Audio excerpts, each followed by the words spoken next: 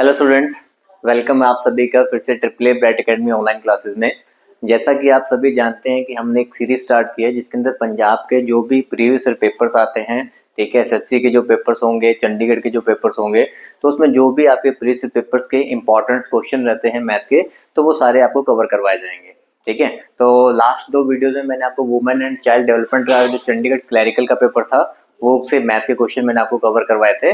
और आज हमने जो कवर करने हैं पी ट्रिपल एस बी जो एग्जाम कंडक्ट करवाता है, ठीक है, पी ट्रिपल एस बी के अंदर जो भी पेपर कंडक्ट होते हैं, तो आज से हम उसके क्वेश्चंस कवर करना स्टार्ट करेंगे। ठीक है जी, चलिए।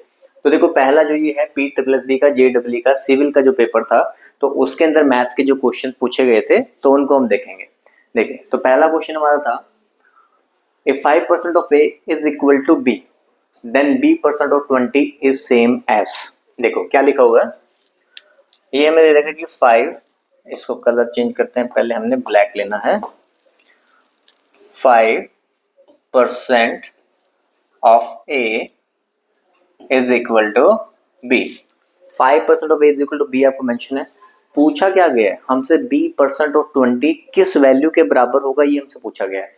तो देखो B% ऑफ 20 पूछा गया है, तो यहाँ पर आप क्या करो, आप B% ऑफ 20 आप बना लो कि जो चीज हम यहाँ पर ऐड करेंगे वही चीज हम उस साइड भी हम ऐड कर देंगे। ठीक है, देखो जैसे अगर मुझे यहाँ पर मैं इस B को, सिंपल B को मुझे चाहिए B% ऑफ 20, तो आपने परसेंट ऑफ 20 यहाँ पर ऐड किया है, तो यहाँ पर भी आप वही ऐड करोगे। मतलब जो भी आपके पास नंबर था, यहाँ पे 5% ऑफ ए नंबर था आपके पास, इसमें आपने जो ये वाला पार्ट जो आपने यहाँ ऐड किया है, ठीक है, आपने यहाँ पे ये वाला पार्ट ऐड किया ना, तो यहाँ पर भी हम वही वाला पार्ट ऐड कर देंगे, परसेंट ऑफ 20, वही वाला पार्ट हमने यहाँ पर ऐड कर दिया।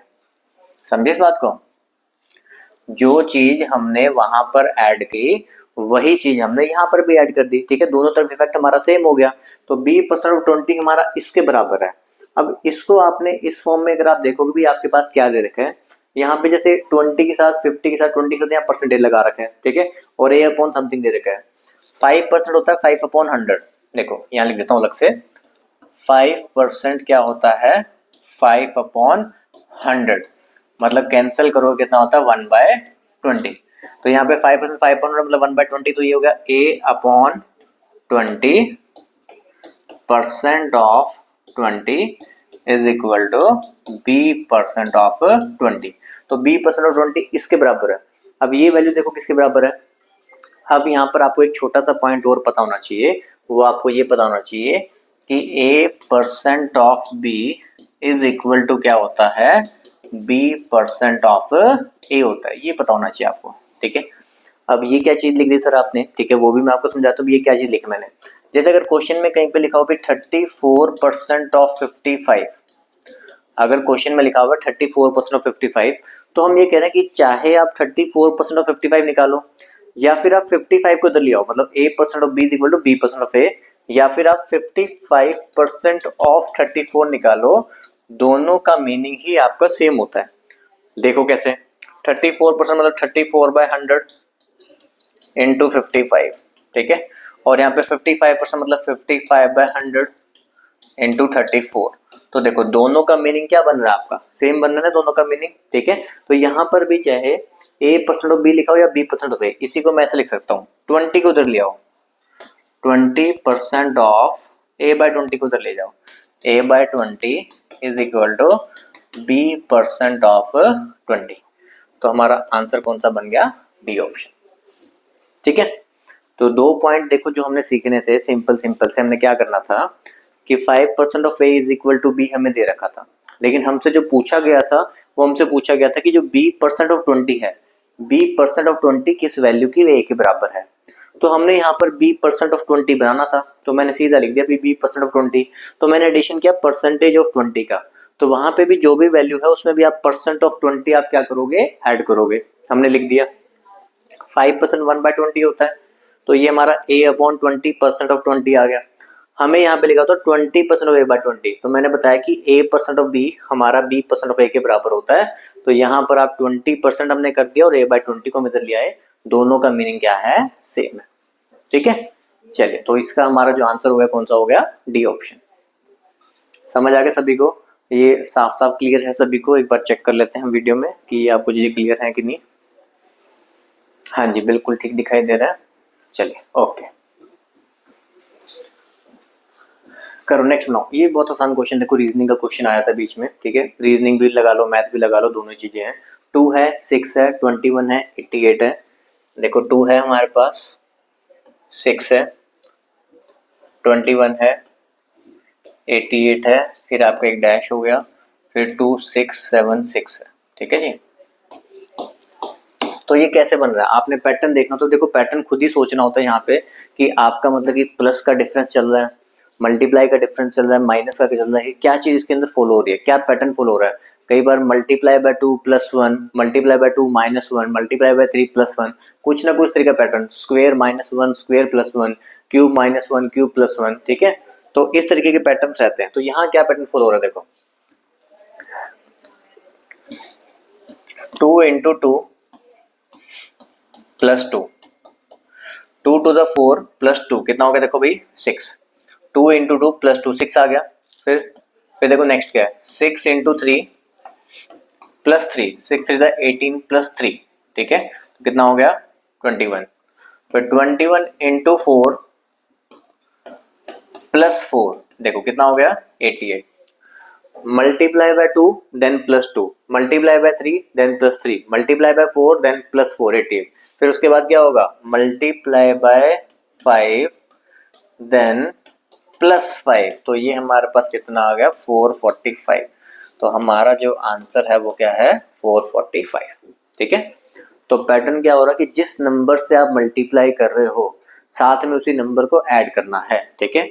Multiply by 2 +2, multiply by 3 +3, multiply by 4 +4, multiply by 5 +5, तो हमारा आंसर कितना हो गया 445, ठीक है।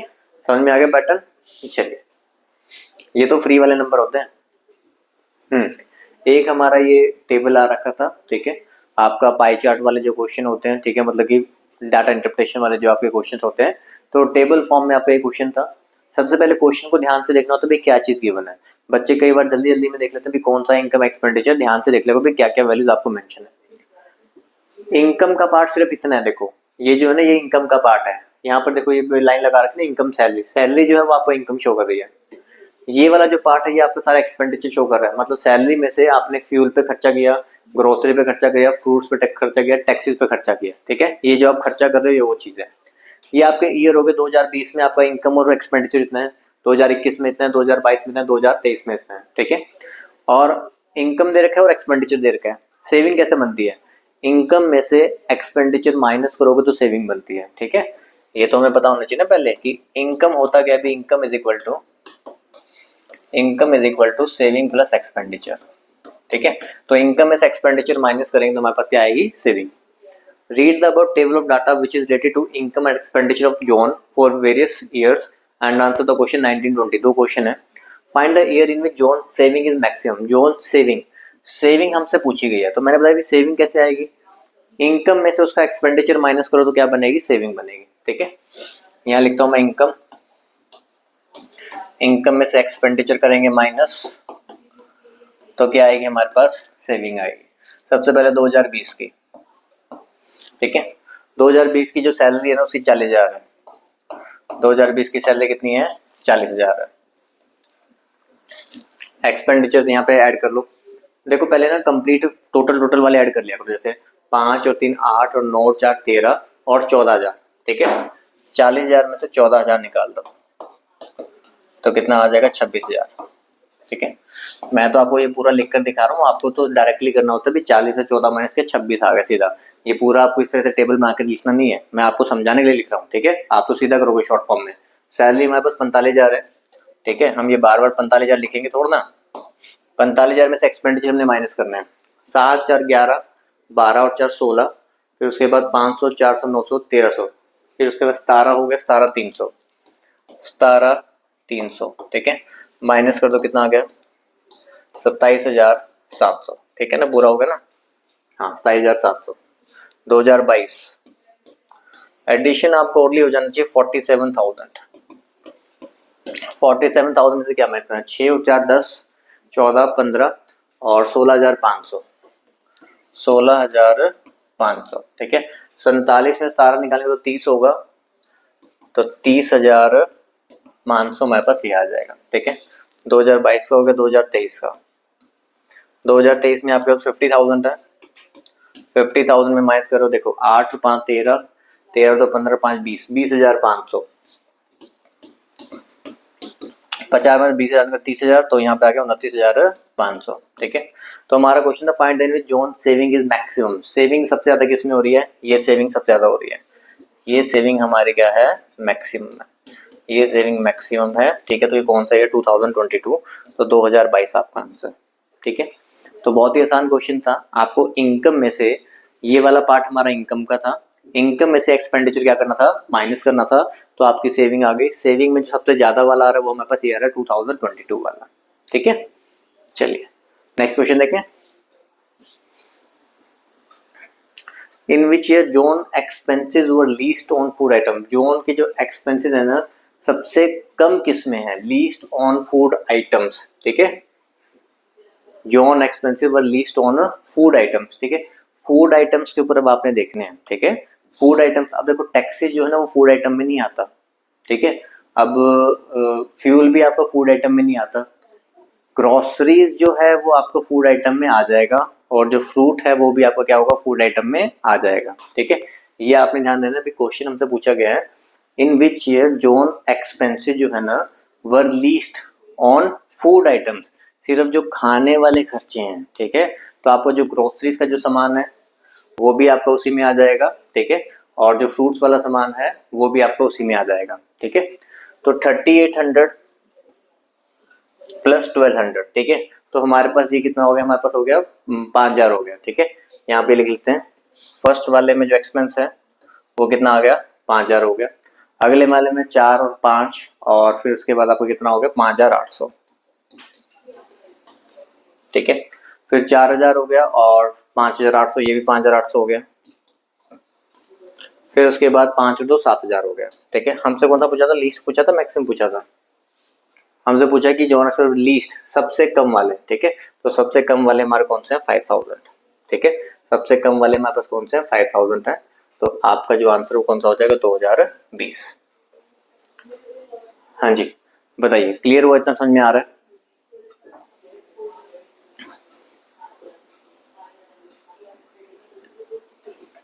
ठीक है भाई, इतना क्लियर हुआ सभी को? चलिए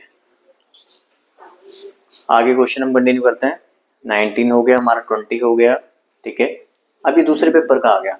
इन पेपर्स में ना देखो, आपके जो टेक्निकल वाले पेपर होते हैं इनमें क्वेश्चन बड़े कम कम आते हैं, 2 2 3 3 4 4 क्वेश्चन ही आपको रहते हैं।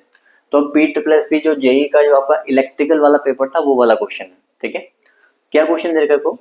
Ram obtain 36 marks out of 120। पहले 36 नंबर आते हैं उसके 120 में से। Later his teacher increase 6 marks for में, उसके जो नंबर है ना 6 नंबर बढ़ा दिए गए।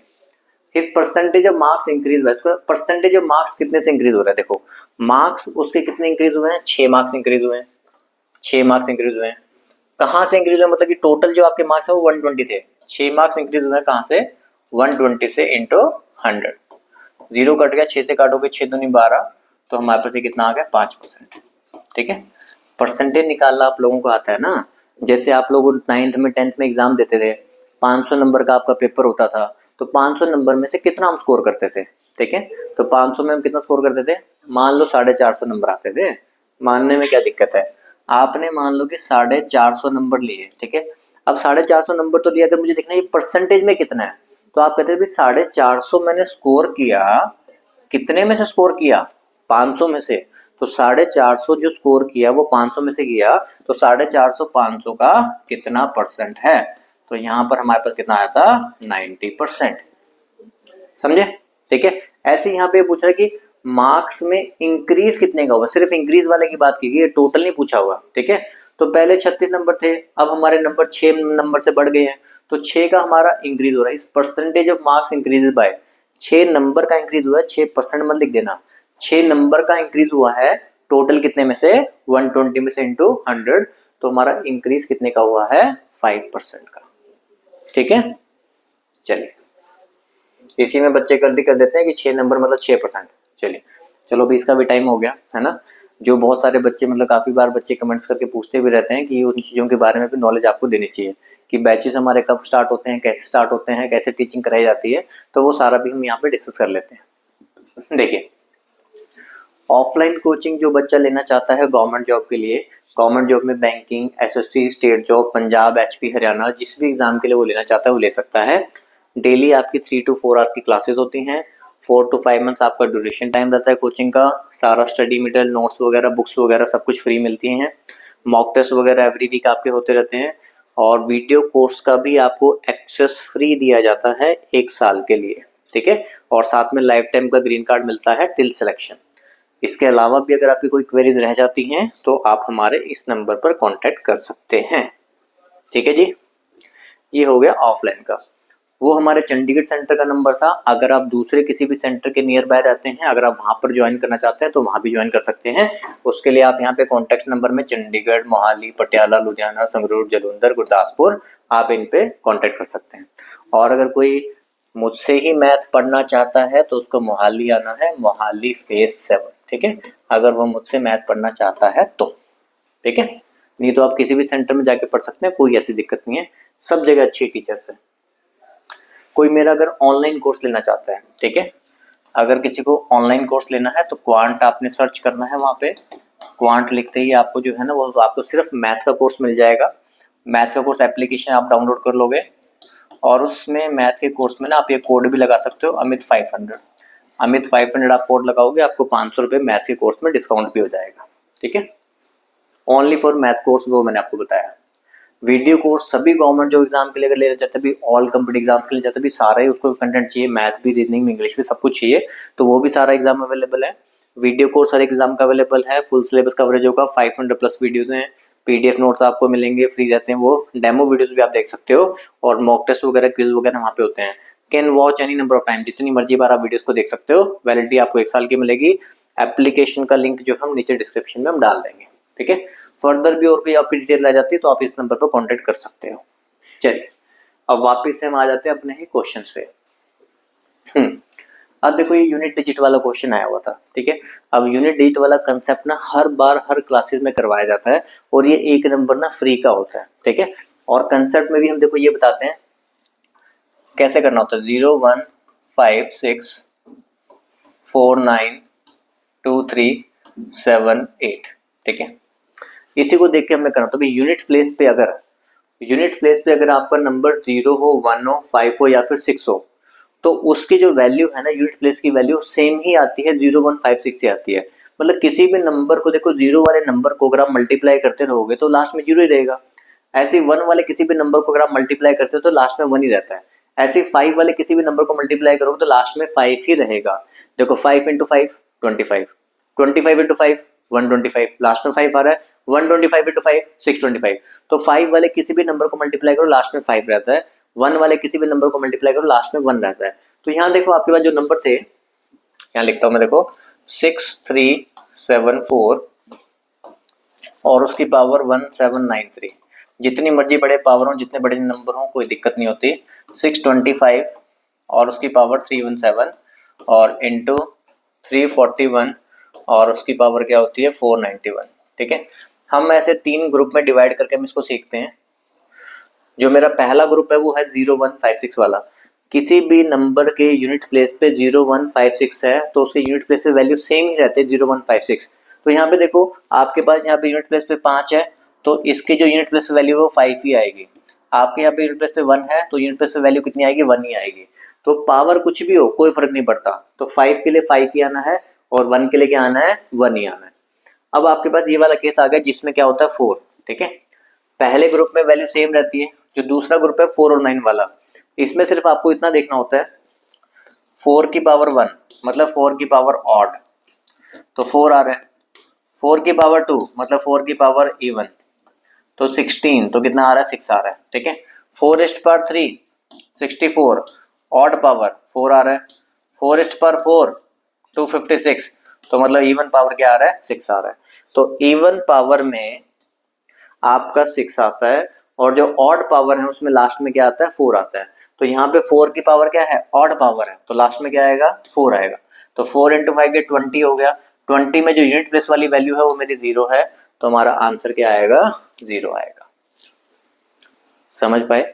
तो ये यूनिट डिजिट भी हम सभी बच्चों को सिखाते ही हैं, ठीक है। आप लोगों को भी उम्मीद है आपको भी आता ही होगा, ठीक है, कि 0 1 5 6 के केस में पावर कुछ भी दे रखी हो, यूनिट प्लेस पे वैल्यू सेम ही आती है, 0 1 5 6। 5 के केस में 5 ही आ गया, 1 के केस में 1 ही आ गया। 4 और 9 का जो केस होता है उसमें सिर्फ आपको इतना देखना होता है कि 4 की पावर ऑड है कि पावर इवन है।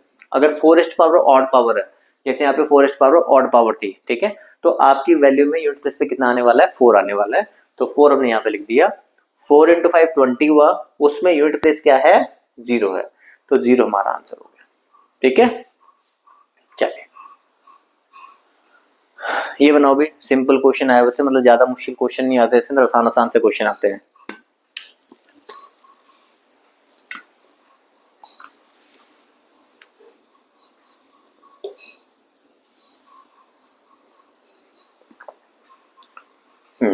Five children were born at the interval of 3 years each. The sum of their ages जो है वो 50 साल है। 3-3 साल के गैप पे बच्चे पैदा कर रहे हैं, ठीक है, और 5 बच्चे पैदा किए। उन सबका जो टोटल है वो कितना है, 50 है। The age of the youngest child, जो सबसे छोटा चाइल्ड होगा ना, उसकी एज क्या होगी, ठीक है। अब देखो, अगर आपने ऑप्शन से बनाना है, आप ऑप्शन से बनाओगे, अगर आप 10 साल से स्टार्ट करते हो, ठीक है, 10 से अगर मैं स्टार्ट करूंगा तो 10 के अगर 5 बच्चे भी होंगे तो 50 तो वैसे ही बन जाएगा। तो उसका मतलब 10 साल तो सबसे छोटा हो नहीं सकता ना, क्योंकि पहला 10, फिर 13, फिर 16, फिर 19, फिर 22, वो तो बनेगा नहीं, ठीक है। तो इसका मतलब 10 आंसर नहीं है। समझे बात को? हमें देखो यंगेस्ट चाइल्ड की निकालनी है, ऑप्शन से बता रहा हूँ, पहले मैं आपको इक्वेशन भी बना दूंगा। हमने सबसे छोटा चाइल्ड निकालना, अगर मैं कहता हूँ कि वो 10 साल का है, तो अगला 13 का होगा, फिर अगला 16 का होगा, फिर अगला 19 का होगा, फिर अगला 22 का होगा, तो 50 से ज्यादा होगा ना टोटल, ये आंसर नहीं है। अगर आप रखते हो 8 साल है, 8 है, 8 और 3 11, 11 और 3 14, 14 और 3 17, 17 और 3 20, ये भी टोटल 50 से ज्यादा होगा, ये भी आंसर नहीं है, ठीक है। तो 2 ऑप्शन चले गए। आपने उठाया 4, पहला बच्चा 4 साल का, फिर 4 और 3 7, 7 और 3 10, 10 और 3 13, 13 और 3 16, ये बन जा रहा है। देखो 16 और 4 20, 13 और 7 20 और 20 40 और 10 50, टोटल 50 हो गया। तो इसका मतलब यंगेस्ट चाइल्ड कितने साल का है, 4 साल का।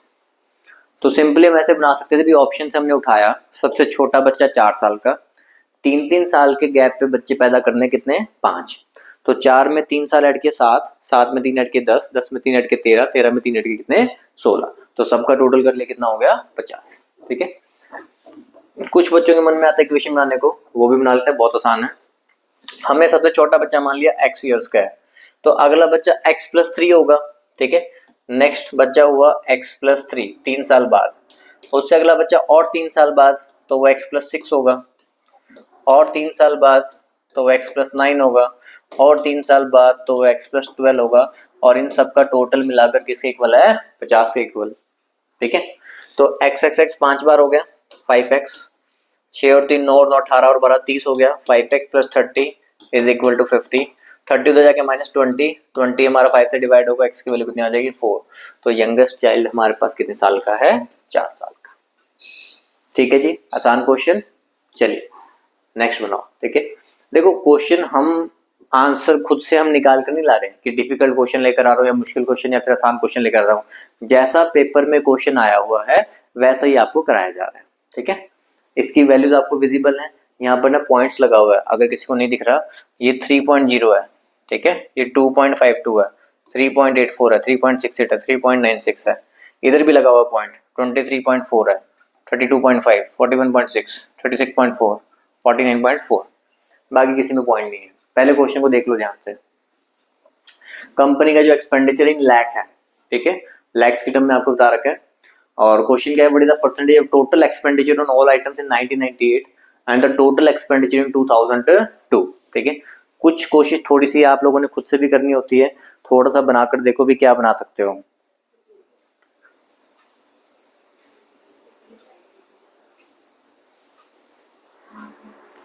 इसमें देखो मैं क्या बोला है, what is the percentage of total expenditure 1998, आपने 1998 वालों का टोटल करना है, ठीक है। और इसके अंदर इनकम नहीं है, इनकम नहीं है इसमें, ठीक है। आपने इन सबका टोटल करो, 1 2 3 4 5, ठीक है। इन सब का आपने क्या करना है, total 288 plus 98 plus 3 plus 23.4 plus 83, ठीक है। ये आपके पास 495.4 बन जा रहा है, ठीक है। 495 पॉइंट क्या बन गया 4 बन गया। ये 1998 का टोटल हो गया। ऐसे ही हमने किसका टोटल करना है 2002 का।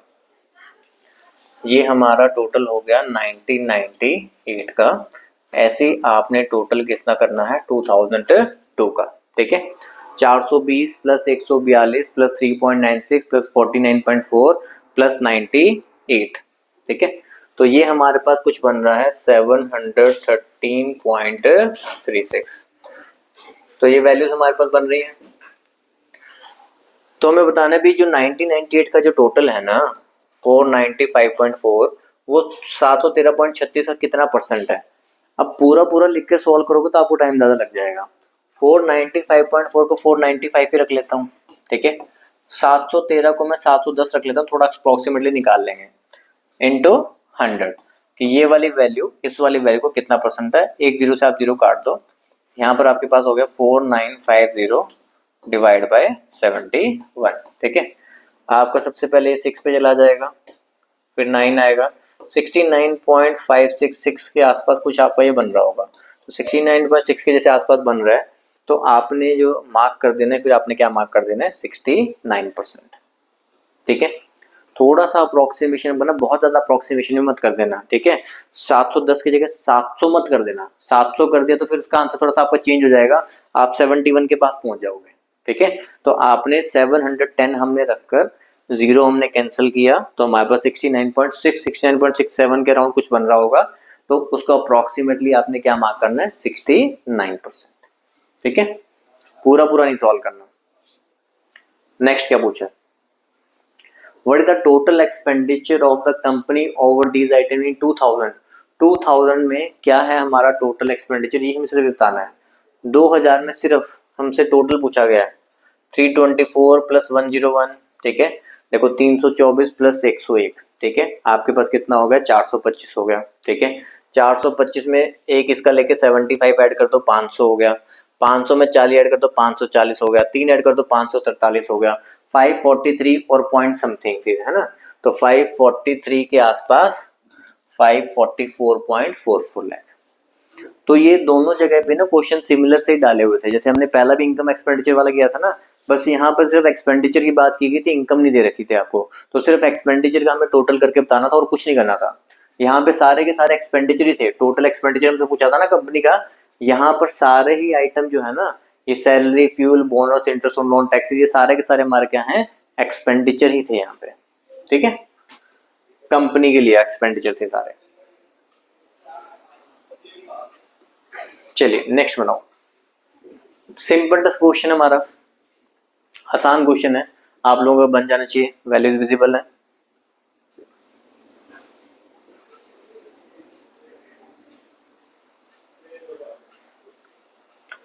अनुराधा ने लेंड किए 5000 to Gauri for 2 years and ₹7500 to Chandan for 4 years on simple interest at the same rate of interest and received 2200 in all from both of them as interest, the rate of interest per annum। ठीक है अब सबसे पहले तो simple interest का formula सभी बच्चों को आना चाहिए।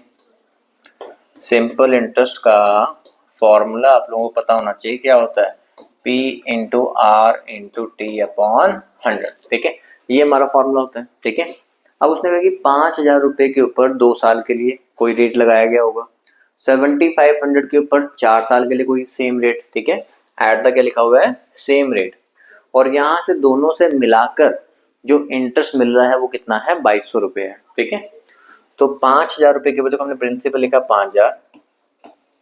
5000 रुपये के ऊपर एक रेट से, और टाइम कितना है 2 years।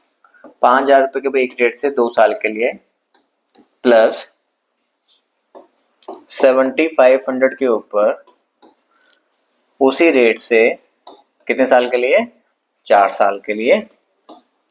इन दोनों से मिलाकर जो हमारा इंटरेस्ट बन रहा है वो कितना है 2200। ठीक है दोनों से मिलाकर जो हमारा इंटरेस्ट बना वो कितना बना 2200। तो यहाँ पे बस कैंसिल कर दो, देखो भाई 2 जीरो से 2 जीरो हमारे कैंसिल हो गए, 2 जीरो से 2 जीरो हमारे पास ये कैंसिल हो गए। 50 इंटू 2 100 आर हो गया, प्लस 75 इंटू 4 300 आर ये हो गया, इज इक्वल टू कितना हो गया 2200। ठीक है 100 प्लस 300 हमारे पास कितना हो गया 400 R, is equal to 2200, 2 zero आप पहले ही काट दो, 4 से हम डिवाइड कर देंगे 22 डिवाइड बाय 4, तो हमारे पास कितना आ गया 5.5%। ठीक है। हर चैप्टर का ना देखो एग्जाम के अंदर क्या होता है ना, कई बार बहुत सारे बच्चे ऐसे होते हैं वो सोचते हैं कि यार मेरे को ना सिंपल चैप्टर मुश्किल लगता है, मतलब कोई भी एक्स वाई जेड चैप्टर, किसी को बोर्ड से मुश्किल लगता हो है ना, किसी को परसेंटेज मुश्किल लगता हो, वो क्या करते हैं ना कि वो उस चैप्टर को ही छोड़ देते हैं। ठीक है, कि ये चैप्टर नहीं करके जाना, किसी दूसरे चैप्टर में से कर लेंगे। लेकिन होता क्या है कि कई बार आप जो चैप्टर छोड़ते हो उसी में से कोई आसान क्वेश्चन आ जाता है। जब वो आसान क्वेश्चन आ जाता है तो उसको सारे दूसरे बच्चे बना लेते हैं और आप उस क्वेश्चन को नहीं बना पाते। तो जब आप उस क्वेश्चन को नहीं बना पाते तो आप बहुत सारे बच्चों से पीछे रह जाते हो। ठीक है, अभी भी कहना है कि बच्चे कॉल करके मैसेज करके ये पूछ सकते हैं, पूछते रहते सर लेबर इंस्पेक्टर के लिए ज्यादा इंपॉर्टेंट कौन सा है, सीनियर असिस्टेंट के लिए ज्यादा इंपॉर्टेंट कौन सा है, कांस्टेबल के लिए ज्यादा इंपॉर्टेंट क्या पढ़े मैथ में, सब इंस्पेक्टर के लिए क्या पढ़ना मैथ में। अरे भाई आपने जब मैथ पढ़ना है तो आपने एक बार पूरा ही तैयारी करनी है, तैयारी करो अपनी 100%। ठीक है, अब मान लो आपने तैयारी करी 70%, जब आप 70% की अगर तैयारी करके गए हो तो नंबर 70 से ऊपर कैसे जाएंगे, 70 से ऊपर जा नहीं सकते। आप ही खुद ही तैयारी 70% की है, 70% की तैयारी करके गए हो तो नंबर आपके 60% पे या फिर 50% पे रुक जाएंगे। ठीक है, तो इससे सिलेक्शन नहीं होगी। सिलेक्शन लेनी है तो तैयारी 100% की पूरी करके जाओ, 100% से भी 5-10% ऊपर रखो। ठीक है, कुछ ना कुछ एक्स्ट्रा पढ़ के जाओ। जब 100% 110% की तैयारी करेंगे ना तो तब जाके हमारे कहीं पे 90% और 95% बनेंगे कहीं पे। ठीक है, ये आपका ग्रेजुएशन वाला काम नहीं है कि ग्रेजुएशन के अंदर +2 के अंदर बस लास्ट के दिनों में 1-2 दिन के अंदर 4 दिन के अंदर पढ़ के सारा पढ़ के चले गए और अपने हिसाब से नंबर लिया है। ठीक है, यहाँ पर कंटिन्यूस मेहनत चाहिए आपको 5-6 महीने की, 5-6 महीने लगातार मेहनत करोगे तो फिर कहीं पर सिलेक्शन होगी। ठीक है, नहीं तो बाद में देखो होता क्या है, बच्चे कहते हैं नहीं सर हम वीडियो जब देखते हैं ना, वीडियो देखते हैं तो हमारा क्वेश्चन बन जाता है, एग्जाम में जब क्वेश्चन बनाने लगते हैं तो बनता नहीं है। अरे भाई प्रैक्टिस करनी पड़ेगी कई कई बार, हर चैप्टर को 2-2 3-3 बार मिनिमम पूरा पूरा सॉल्व करना पड़ता है तो तब जाके क्वेश्चन बनने लगते हैं। ऐसा नहीं कि एक बार पढ़ा चैप्टर फिर हो गया। ठीक है, 2-3 बार आपको मतलब कि चैप्टर्स को दोबारा दोबारा क्वेश्चन को, जितनी बार क्वेश्चन को सॉल्व करोगे ना तब आपको क्वेश्चन आसान लगने लगेंगे। अदरवाइज यही क्वेश्चन बच्चों के लिए मुश्किल हो जाता है, वो सोचते हैं यार इसमें 2-2 आगे करना क्या है, करना कुछ नहीं है। एक बार 5,000 रुपए के ऊपर रेट लगाया 2 साल के लिए, 75 का रेट लगाया 4 साल के लिए, दोनों से मिलाकर इंटरेस्ट मिला 2200 रुपए। ठीक है, तो यहाँ से रेट निकाल लिया कितना आ गया 5.5%। तो चीजें अगर याद रहेंगी, ठीक है, प्रैक्टिस करोगे बार बार तभी तो एग्जाम में याद रहेंगी। चलिए आगे देखो, मतलब क्वेश्चन आपके सामने आया ना, क्वेश्चन सामने आते ही आपको समझ में आ जाए कौन से चैप्टर का क्वेश्चन आया और किस कंसेप्ट पे आया, वहां बैठ के सोचना ना पड़े कि मतलब इस क्वेश्चन को मैं सॉल्व कैसे करूं।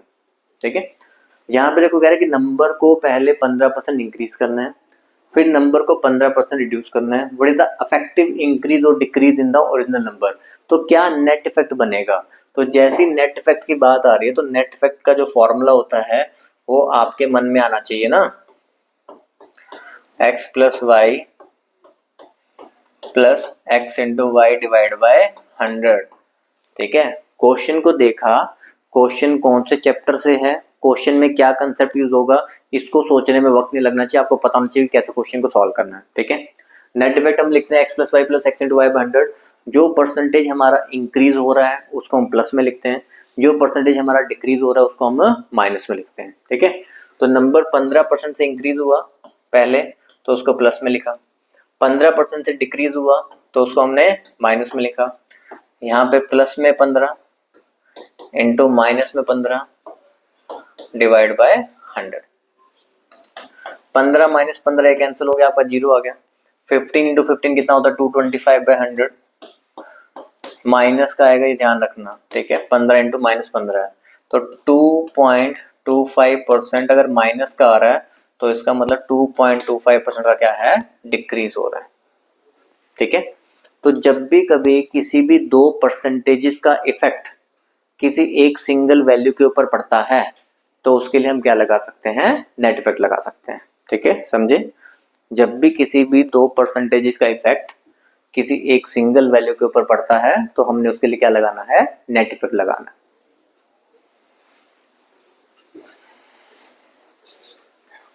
समझ आया भी, क्लियर हुआ ना। ठीक है। तो यही चीज मैं आपको समझा रहा था भी, क्वेश्चन आप देख के, अब क्वेश्चन ऐसे भी सोल्व हो जाएगा कि आप वैल्यू को ले लो 100 है, ठीक है, 15% पहले इंक्रीज कर लो, इंटू 115/100 लिख दो, फिर 15% डिक्रीज करना इंटू 85/100 लिख दो। वहां पर आप क्या करोगे, कैलकुलेशन में आप टाइम खराब कर दोगे, ठीक है। तो वहां पे फिर एक नया नंबर निकालोगे, फिर देखोगे भी कितने का इंक्रीज या डिक्रीज हो रहा है, तो वहां कैलकुलेशन में ज्यादा टाइम लग जाएगा। तो कुछ तो ऐसे क्वेश्चन होते हैं ना, मतलब जो आपको पहले से ही, मतलब कि अगर एग्जाम के अंदर ये क्वेश्चन आया तो मुझे इसको इस तरीके से सॉल्व करना है, ठीक है। एग्जाम में अगर ये वाले टाइप वाला क्वेश्चन आया तो मुझे इस तरीके से सॉल्व करना है, क्योंकि आपको बताना कि बहुत सारे क्वेश्चन तो ना बार बार वही सेम पैटर्न पे रिपीट होते रहते हैं, ठीक है। तो जब क्वेश्चंस आपके सेम पैटर्न पे रिपीट हो रहे हैं तो आपको लोगों को उन क्वेश्चंस को पहले से माइंड में सेट रखना भी, इस तरीके का क्वेश्चन आएगा तो मैंने एग्जाम में ऐसे सॉल्व करना है, ठीक है। समझ आ रहा है?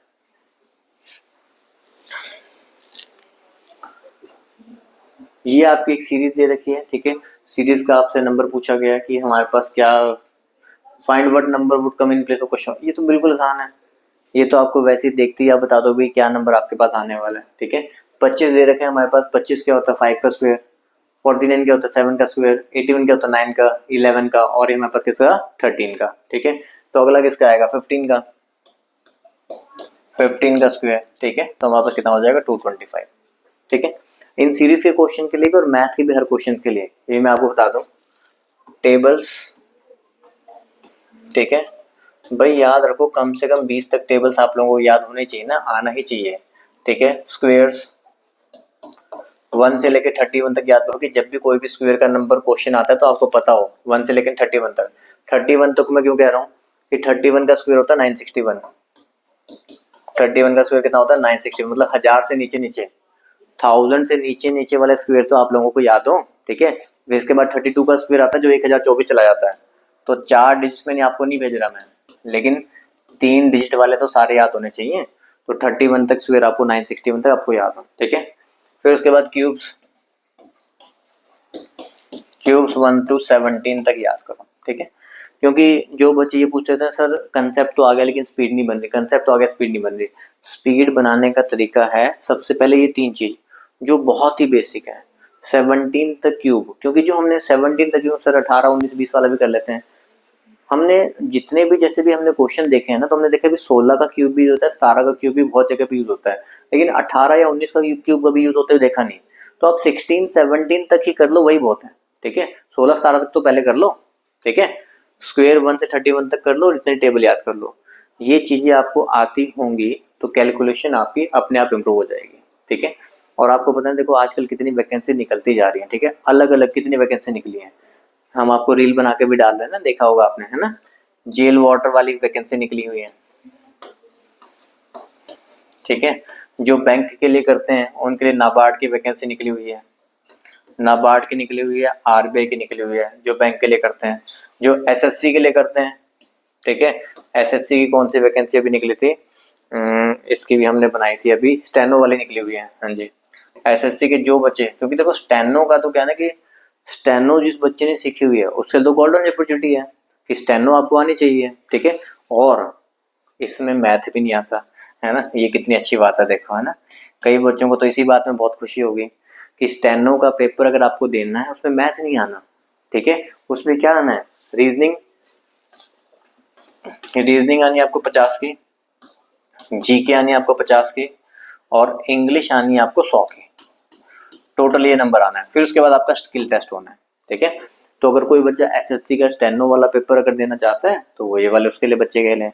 सीजीएल की 17,000 वैकेंसी निकली थी, उसकी तो लास्ट डेट निकल भी गई होगी अभी, ठीक है, 17,727 वैकेंसी निकली थी। तो जिन्होंने अप्लाई कर दिया तो बहुत वेल एंड गुड, बहुत अच्छी बात है, ठीक है। तो अब इतनी सारी वैकेंसीज आ रही है और आगे भी आएंगी, ठीक है, पंजाब में भी वैकेंसीज आएंगी, हर जगह भी वैकेंसीज आ रही हैं। तो आप लोग मतलब कि इस चीज का वेट मत करा करो कि जब वैकेंसी निकलेगी तो उस टाइम पे हम तैयारी करने जाएंगे। आप तैयारी पहले से रखो, 5-6 महीने पहले से तैयारी पहले से रखो, और फिर जब वैकेंसी निकलती है उस टाइम पे तो सिर्फ रिवीजन किया करो, ठीक है। तो तैयारी पहले से रखो, लास्ट टाइम पे रिवीजन, ये नहीं कि जब वैकेंसी निकले तब प्रिपरेशन स्टार्ट कर रहे हो, अरे भाई दूसरे बच्चे भी इतने टाइम से लगे हुए हैं, ठीक है। तो ये इस चीज का ध्यान रखा करो, कंपटीशन दूसरों के साथ है, आपके साथ नहीं है, ठीक है।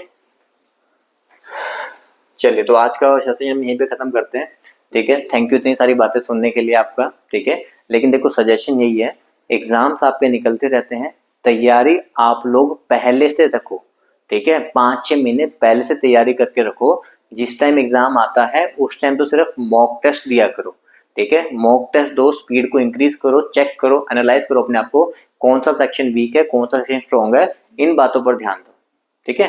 तो अब कोई भी अगर तैयारी करना चाहता है बच्चा, सेंटर्स हैं आपके पास सारे, चंडीगढ़, मोहाली, पटियाला, लुधियाना, संगरूर, जालंधर, गुरदासपुर, ठीक है। तो आप किसी भी सेंटर पे किसी भी तरीके आपको इंक्वायरी चाहिए, किसी एग्जाम के लिए आपको गाइडेंस चाहिए, ठीक है, आप पूछना चाहते हैं कि सर इस एग्जाम में कैसे आता है, क्या पैटर्न फॉलो होता है, मुझे किस तरीके से तैयारी करना चाहते हैं, तो भी आप हमारे दिए हुए नंबर्स पे कॉल कर सकते हैं, ठीक है। चलिए फिर हम आपको मिलेंगे नेक्स्ट वीडियो में नेक्स्ट पेपर के साथ। चलिए बाय, तब तक के लिए ओके, थैंक यू।